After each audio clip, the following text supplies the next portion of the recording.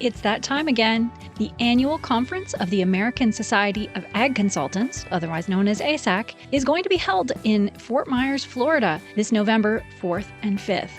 Kurt Covington is one of 9 professionals who will address the conference. The other speakers who will cover a wide range of topics represent Florida Farm Bureau, Florida Citrus Commission, University of Tennessee Institute of Agriculture, National Ag Law Center, Risk Mitigators and Advisors, Tyler Associates, as well as the lead economist for dairy at CoBank, and myself, Chrissy Wozniak from North American Ag. The day and a half of presentations will be followed by ag tours on Tuesday afternoon at Echo Farms, one of my favorite places here in Fort Myers. Attendees will experience farming at its most creative, with unique demonstrations, plants, and techniques being used to help farmers and urban gardeners in developing countries. A second tour at Echo will showcase simple technologies that can improve food, water, and shelter for millions of people. A third tour of a hydroponic grower is also being planned.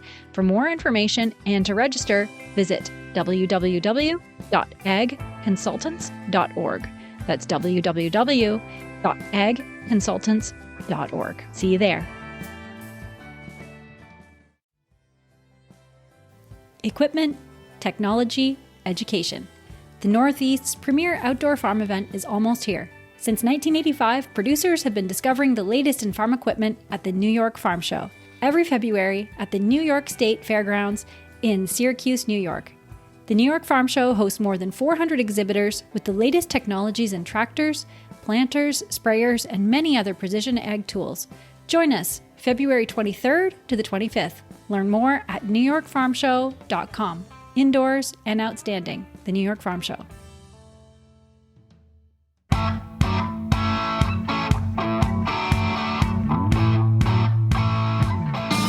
Welcome to the North American Ag Spotlight. I'm Chrissy Wozniak. My guest today is a third-generation farmer from Southeast Saskatchewan, Canada. He's also been sharing his farm story to bridge the communication gap between farmers and consumers through public speaking and his blog called A Year in the Life of a Farmer. From Leguee Farm, I'd like to welcome Jake Leguee. Welcome and thank you so much for your time today. Thanks, Chrissy. Really looking forward to the conversation. Yeah, so I saw your keynote at the Unconventional Ag Conference in Minneapolis in November, and I was really impressed at your common sense advice to the industry, which was don't tell farmers how to farm, ask them instead. And I knew right there I needed to have you as a guest here on Ag Spotlight. And that's exactly what I want to talk about today, how to not tell farmers how to farm. But first of all, can you tell me about your background and about your farming? Sure. So I've been involved with the farm, ever since I was young, right? That's typically the way it is when you grow up on a farm. You're out there all the time. But I guess in more of a full capacity, I've been involved with the farm since 2010, which is when I graduated from university. And we farm, as you mentioned, in Southeast Saskatchewan, Canada. We're a family operation. There's several family members involved. Along with my wife and 3 little boys. And we grow a variety of crops out here and try to do a good job of managing things for, really our vision here is to create the opportunity for the 4th generation. So everything we do is built around that vision. Yeah, there's no greater vision, I think. And in my opinion, farms have so much pressure today. I think more than they've ever had in history. You have the weather inputs, pests, disease, all of those regular farming roller coaster items. But now you also have to deal with sometimes incomprehensible ag policy, extremists, and the media often demonizing you for how and what you farm. So how do you deal with all of that? Well, it's interesting, thinking back to the way things were. I remember growing up, in the 90s and early 2000s.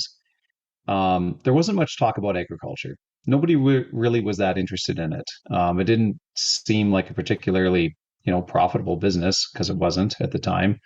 It was tough times. There was lots of production and prices were pretty low. So, for a long time, I wish that there was more interest in agriculture. I wish people would be more interested in where their food comes from and how the whole thing works.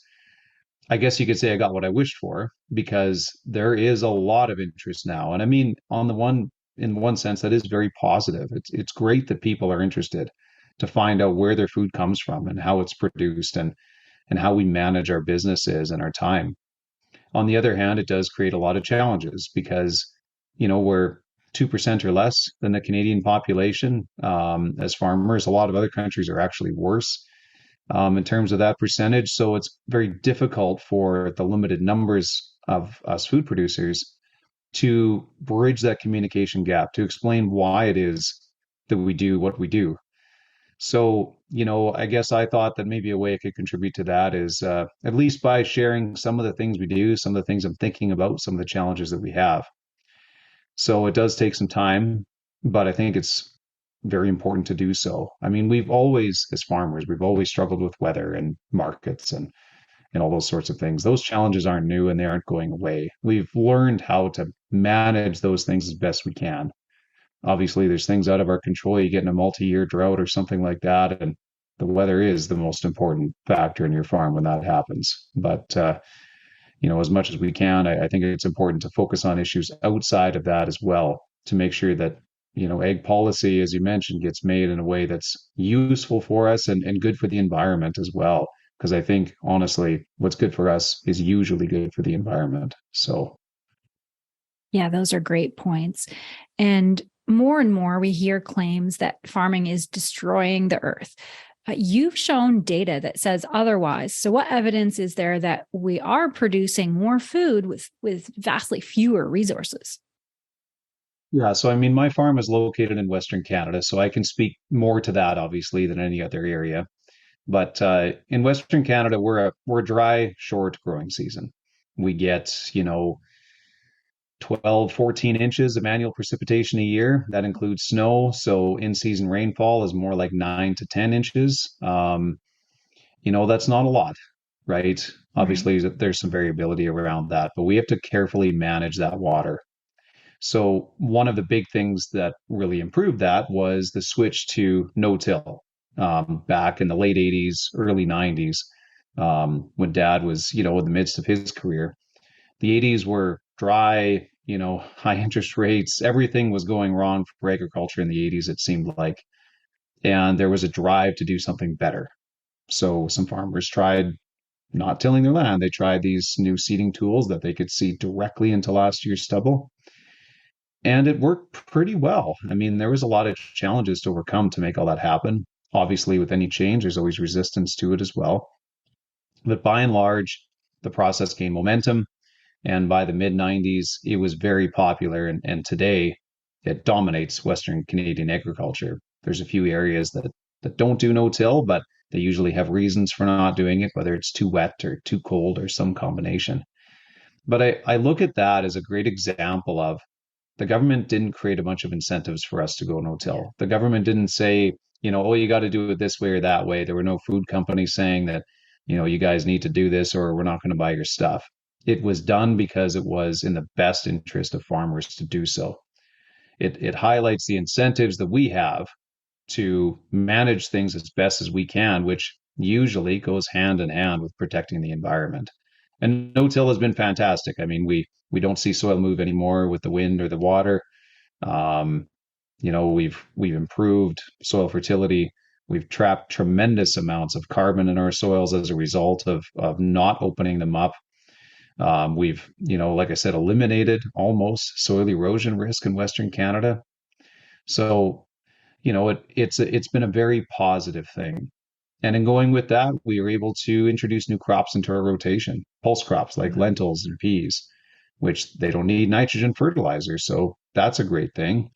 It also just breaks up the cycles for weeds and diseases and everything else, having a lot of different crop options. So seeding a crop every year and having lots of different crops that we can grow has been tremendously positive, and a lot of that came from switching to no-till and continuous cropping. So, those things have all generated, you know, quantifiable, documentable benefits to our soils that, you know, are largely positive. So, Yeah, those are such great points. And your point about the government not directing this is such a great point because number one, in my opinion, farmers are the best caretakers of the land. They can see, and it's also a business.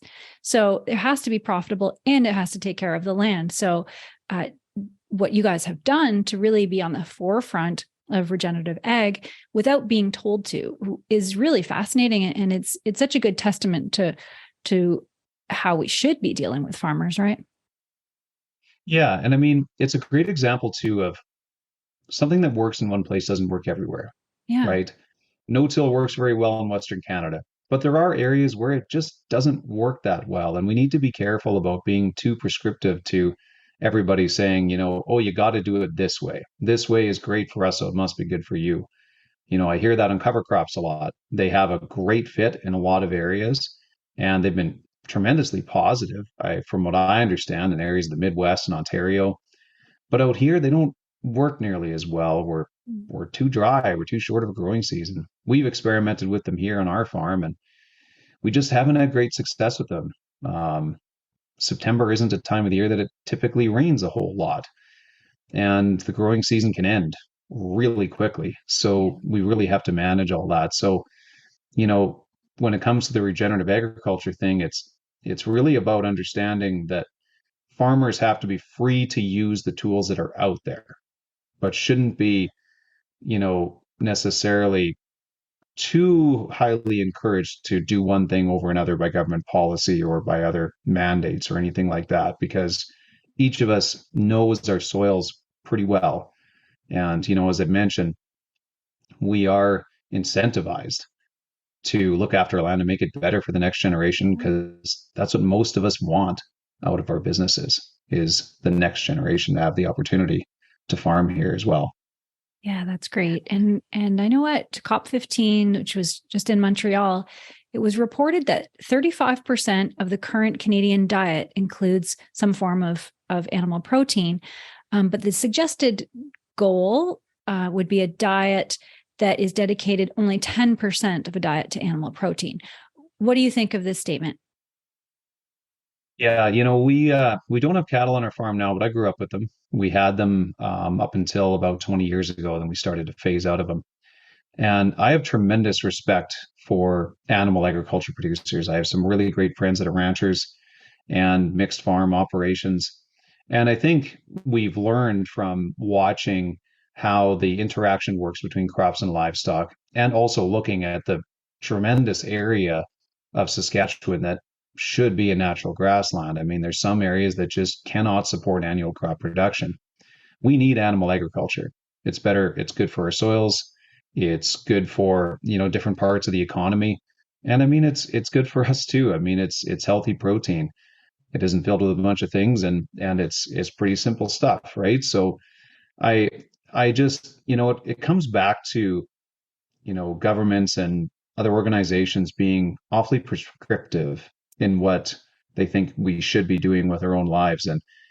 And I think just like farmers need to be free to use the tools that they have available to them in the best way that they see fit, each one of us should be free to make our own choices about our own diets and where we get our protein from. I think that each one of us is probably a lot better positioned to answer that question, especially when it seems like the science on animal agriculture isn't maybe being considered as much as it should be. We seem to be caught in this thing where we're worried about their impact on the climate, but we're forgetting all the good that they do. Right. So yeah, it's something that I feel pretty strongly about. Right. And in your keynote, you talked a lot about how you feel about the word transformation. Can you explain that? Yeah, well, I mean, transformation it seems to be a word that gets thrown around a lot these days because everything needs to be improved and transformed. But there's a big difference in my mind between improvement and transformation. Improvement tends to be incremental, and really that's what agriculture has always done. We make incremental improvements year over year. We look at the results of last year and we think, I wonder how we could, do things a little bit differently next year or improve this or that here or there that just didn't work as well as it wanted it to. Things work really well for us when we focus on doing things that way. If I just went into 2023 and said, I'm going to completely revolutionize how I farm, I would probably have a lot of troubles. it's pretty difficult to just try a whole new production practice or change the way you farm in a single season. Yeah.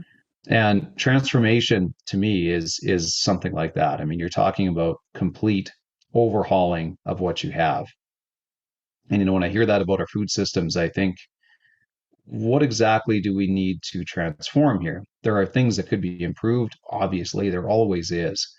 But the need to transform, I'm just not seeing it. So it's a word that I think that we need to be a lot more intentional about how we use. Right. Yeah. Yeah. I couldn't agree more. And you have a blog called A Year in the Life of a Farmer. So why did you start it? Who is it for? And what is it all about? Well, I started writing back in 2013. The thing about writing that I've noticed, at least for me, is that it does two things. One of them is it helps you distill your thoughts around an issue into a workable theory or solution or something like that, right? You can take a whole bunch of questions and thoughts, and when you write them all out, your brain really seems to work on developing an answer for them. So I find that process to be really useful for me, and I use it outside my blog. I'm writing things all the time. So that was one reason why I did it. Another reason why I did it was because I was getting very frustrated with the way that agriculture is being portrayed in the media, what people thought about it. I wish that more farmers were sharing their story, and then I'm sitting there thinking, well, if I'm wishing for other people to do it, why can't I do it?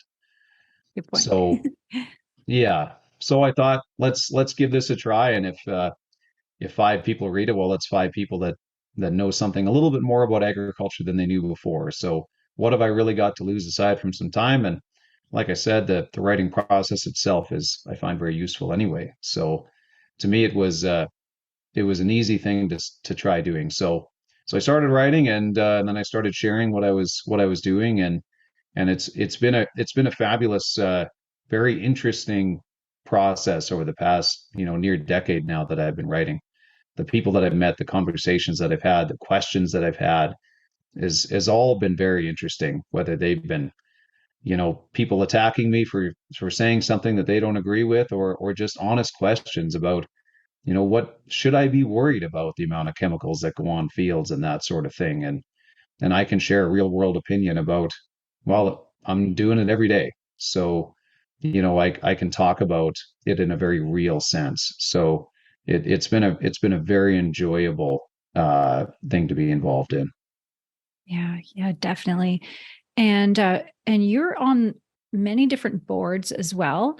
You have your blog and you farm a very large farm. So how do you find the time to be involved in so many things outside of the farm? Well, I'm extraordinarily lucky because on our farm we have, like I mentioned, a variety of family members involved. My dad is still fully engaged in the day-to-day operations of the farm, and I've got a couple of siblings, involved as well. So we're able to, pick the things that we're good at, the things that we're interested in doing. And that's allowed me to step out of a lot of the day-to-day operations during the winter, especially. I mean, during the growing season, it's tough to find time to do anything other than farm. But we do consider it a strategic priority for our business to try and share what we're doing, because government policy affects us all, right? Yeah. So we've just made it a priority, and I've made it a priority in my life. And I guess it means I don't get to watch maybe quite as much Netflix or anything like that. But I'd say the trade-off is well worth it. And the amount of learning that I get out of it, when it comes to boards and everything like that, professional development, the skills that I brought home to the farm as a result are tremendously valuable. Absolutely. So now switching gears a little bit, what's happening in Canadian ag? Can you give me a rundown of how ag policy is affecting farming in Canada right now? Yeah, well, there's been a lot of policy issues that have come up over the past few years. It's interesting. 10, 15, 20 years ago, government policy was really just around insurance, and disaster assistance. Now, government policy is becoming quite a bit more all encompassing, I guess, of agriculture than it ever used to be. So, one example were the emissions reduction platform from fertilizers that the government posted here a little while ago. They want to cut mostly nitrogen fertilizer emissions by 30% by 2030. And initially there was a lot of pushback on this because we weren't clear on what exactly they meant by reducing emissions. Was that going to be a hard nitrogen fertilizer reduction? Was it just emissions? How are we going to get there? Was it voluntary? They clarified a few things, I think, partially because of the pushback. I think, to be honest, they were a little bit surprised at how hard farmers and the industry pushed back on the idea of potentially limiting nitrogen fertilizer. So the policy right now, it's fairly germane. I mean, it's basically a voluntary 30% reduction by 2030. Now, my questions on it, of course, are still, if we don't achieve it, then what? Does Yeah. voluntary become mandatory? Also, how in the world are we actually going to measure this? We don't know. We know very little about what our actual emissions are today on our lands in Western Canada. We have some areas that have some research done, but honestly, we need a lot more granular data than that. We probably need it on a zone level, multiple years in a lot of fields in Western Canada. We'll be lucky to figure out where we are by 2030, let alone actually cut things by then. So, I think it's a good example of something that sounds good on paper. Like, yeah, we'll reduce emissions and that'll be good for farmers because then they'll save some fertilizer costs. But when you actually start going into the details of it, it gets very complicated very quickly. And the solution that they're proposing isn't going to be all that easy to achieve. So that's one of the things that they've done. A lot of their policies have really come in around climate change. We have a carbon tax here, which we don't get charged on the fuel that we use in the farm. But when you start thinking about where a carbon tax finds its way in across the value chain after the grain leaves our farm, how we get our fertilizers and crop input, products to our farm, all those companies are paying carbon tax on transportation costs, freight, production, all of that stuff. So we're paying it. We're just not really seeing it. And I would also say that it doesn't really incentivize us to change anything because we don't have a lot of other options out there today to change things to reduce carbon emissions. And on the one hand, we're being taxed and told to reduce and all this sort of stuff, but we aren't being rewarded for the things that we're already doing to trap carbon in our soils. On balance, we might be a net zero. We might even be a net positive, but yet we're paying a tax and we're being asked to reduce and those sorts of things. So that's where a lot of us have become quite frustrated by it. Yeah, and it's a great point about when the government is putting in these new policies that don't quite make sense. A lot of it is about lobbyists and votes, and right. And it's really good for people like you to stand up and talk about it because the farmers need a voice. Can't just sit here and just go, okay, well, here's a new rule. What are we going to do? You feed the world, right? And you have to keep feeding the world. So it's very good. And it's impressive to see a lot of brave people come up, like the Dutch farmers. I think everybody kind of rallied around the strength and saw what they were doing as well. So I think that helped people get a bit of a voice too. Do you agree with that? Absolutely. I mean, what's going on in the Netherlands is a lot more extreme than anything that's being proposed here, and it's quite terrifying to see it. Yeah. What they're being asked to do, and in a lot of cases forced to do. It doesn't strike me as something that you would see in a democratic country. So it's very concerning to see that. I couldn't imagine the government stepping in on our farm here tomorrow and saying, "Yeah, you're going to be bought out, whether you like it or not. Here's the price, take it or leave it." That would be an incredibly difficult position to be put in. So I think, for that reason alone, it's so important for us to be engaged on these issues, um, and sharing our story and doing all this stuff because things can go off the rails really quickly, as we saw in that country here just recently and currently. Yeah, definitely. And is there anything that you recommend we do across North America just to be more aware, to use our voices more? What kind of steps do you think we should all be taking? Well, it's a good question because, you know, unfortunately, there is an argument that what we've done so far hasn't been highly effective. I mean, have we really moved the needle on public awareness of agriculture and what their perception of it is? And maybe that's a good question. But then I go on social media and all the different platforms, and I see so many farms on those platforms sharing their stories, and some of them have millions of followers and tens of millions of views in their videos. And I think, you know, maybe it's not showing up in the data yet, but we're accomplishing something here.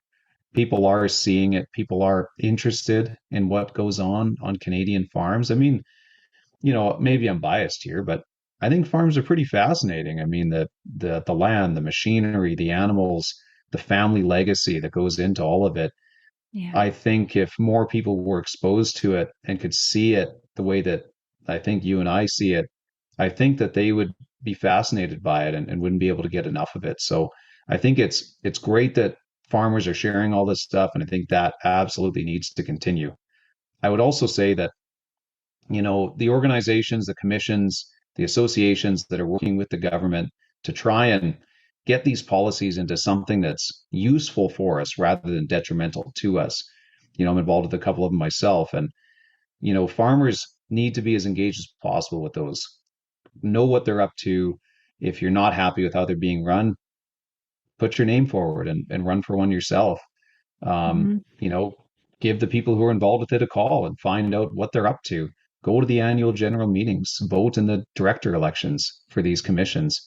We still don't see a lot of engagement from average farmers on a lot of this stuff, and I think more engagement brings more ideas. The more of us that are out here working on these issues, the more likely it is that somebody has an idea that really works to make things better. So just being involved and sharing your story, I think those are two things that most farmers can do that won't really, take that much time. Even if all you do is retweet something you saw that you liked, it's every little bit helps. So those are some simple things you can do. As far as bigger things, it becomes really challenging because we're 2% of the population or less, right? So how do we get our message out there to the people who live in those downtown cores? It unfortunately might take some money spent to talk to those people because they're the ones who we're the farthest away from. Yeah. Yeah, for sure. And what advice do you have for producers heading into the 2023 growing season across on both sides of the border? Yeah, well, I mean, the 2023 growing season will be a lot like this past one in terms of costs. I mean, everything is expensive. Now interest rates are kind of joined that chorus here. So with high fertilizer, chemical, interest costs, machinery costs, everything seems to be climbing on us really rapidly. It's worth stepping back for a minute and just looking at, yeah, those costs are up. Commodity prices are up as well. They're still strong. They have been now for quite a while. Don't be complacent about one or the other on this. Things can change incredibly rapidly. We still have great opportunity to lock in a potential profit for 2023. And, I just think that there's a lot of reasons to be optimistic about the year and the years ahead of us. So let's not get too down in the dumps about the cost of everything going up just yet. I think, I wish it wasn't that way, but we can't control that either. So we got to focus on the things we can control, like running a good business and trying to be involved and sharing our story. Yeah, that's it. And that leads right into my next question. Overall, you have a lot of optimism about the future of ag, about the planet, about the environment. Can you talk about that a little bit? I think one of the great tragedies of the era that we're in is that we're living in a time that's never been better for human beings. And, in a lot of cases, things are getting better for the planet on a daily basis. I mean, people who are wealthier look after their local environment. People who are poor can't afford to. If you've got an acre of land and you have a choice between an elephant that's coming at it to stomp it under, because that does still happen, and feeding your family, what would you do? We often forget that these choices are made on an individual level. And until we can lift people out of poverty, we're never really going to solve these problems. And right now we're putting an awful lot of policies in place that don't allow for people to be lifted out of poverty. Um, People need cheap, abundant energy and cheap, abundant food. Once you have both of those things, it's a lot easier to make that climb.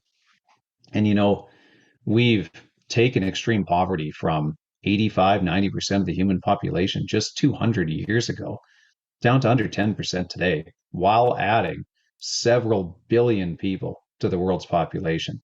It's a miracle of a story, Yeah. and we don't talk about it. We focus on the problems, and I think that we could do a lot better job as a society on looking for the positives and focusing less on the negatives. And I think if we did a little bit more of that, we might think a little bit more optimistically about the future. And if we did, I think we would put policies in place that would encourage growth, because growth equals opportunity and opportunity equals wealth. And there's no reason why anybody else in the world shouldn't have the same opportunities for that our ancestors did when they came to our countries here, or even that we have today. Yeah, I couldn't agree with you more. And I remember you shared a chart about that at Unconventional Ag, and it was just to see that chart. Maybe if you can send it to me, I'll add it to the show notes. It really showed the graph of how poverty has gone down while the population has risen so much, and that really blew my mind. It is such a good point. And if we work smarter, more opportunity, well, it's Maslow, right? If we can get people fed and housed, then they can do great things. Yeah, and what's really interesting that a lot of people don't know is these charts are available. You can go online to humanprogress.org or Our World in Data, and you can find charts on anything. And whether it's infant mortality, whether it's extreme poverty, whether it's calories per person, all of that data is telling us the same thing. We have made tremendous progress, and it can continue. What's unfortunate, lately is because of the pandemic and because of the war and a lot of other, I would say add government policy to the list, because of inflation and everything else, we're seeing those poverty rates really slow down their decrease and maybe even turning around on us. And we should be quite alarmed by that. That hasn't happened in a very long time. And I know that it is a priority for the United Nations, but we often kind of forget that poverty is probably one of the most, if not the most important thing in our society, or at least it should be. So when I see all of this going on, and I think about the possibilities that we have for a future, it's hard not to be optimistic about the future of agriculture. Someday our human population will stop growing and will probably start declining. There is data to show that. But we're farming in a part of the world where we have great soil, we have great regulations for the most part. A lot could be improved, but generally the framework is solid. We have access to all kinds of crop protection products. We have access to labor. We have access to machinery. We are in a place in the world, whether it's Canada, the US, or a lot of other places, where we have the opportunity to feed the world and fuel the world and provide all sorts of other materials to them at less and less impact to the environment. And I just can't think that isn't a positive thing. Regardless of where the world goes, we're in the right industry, and I think it will be the right industry to be in for a very long time. Yeah. Yeah, that's great. And so I have one last question for you as we close up. Why do you serve the ag industry? What's your greatest passion in it? You could just farm, right? And keep your head down and farm, but why do you serve the way you do? Yeah, well, sometimes it's hard to nail down exactly what drives a lot of us to involve ourselves in the ag industry and try to make things better. But ultimately, when I think about what our goal for the farm is, about creating an opportunity for the fourth generation, and whether that's one kid or six between me and my siblings, or eight, who knows? I want to create that opportunity because as farmers, we stand on the shoulders of our grandparents to create a future for our children. That is our job. So if we're going to do that, we have to think bigger than just our local environment. We have to think bigger than the soils that we farm and the farms that we operate. We have to think about what's the world going to look like for them as well. My own personal, sort of mission is to leave things better than I found them. And that goes for farming, but that also goes for the greater policy environment and the world at large. I want a great world for my kids to live in. And so that's what drives it. I feel like there's things that I can do to make things better, and if there is, I should do them. Yeah, that's awesome. And I totally love that. So if people want to learn more, if they want to follow you, where can they find you? Yeah, so you can find me on social media. I'm on Twitter, Instagram, and Facebook, and all that with just my name. If you search Jake Leguee, you'll find all that. You can go to my blog website at thelifeofafarmer.com, and we have a farm website as well at leguefarms.com. So you can find me in all those places, and hope that if you want to engage and chat, and I'm always happy to talk to anybody about farming. Great. Well, thank you so much for joining me today. Great conversation. Thanks so much. I really enjoyed it.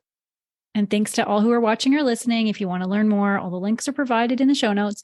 Don't forget to subscribe to North American Ag Spotlight on YouTube, Rumble, Telegram, or AgFuse channels. And the podcast is available on Spotify, Apple, Stitcher, Amazon, or wherever you listen to podcasts. And have a great day.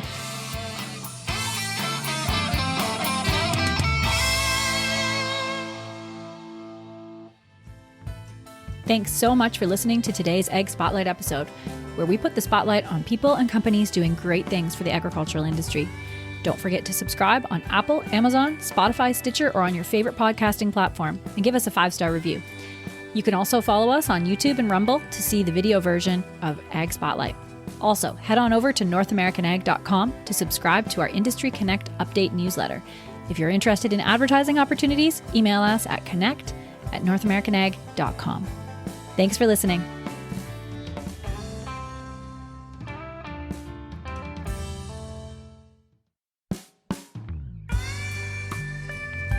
Our newest podcast by North American Ag is called What Color is Your Tractor?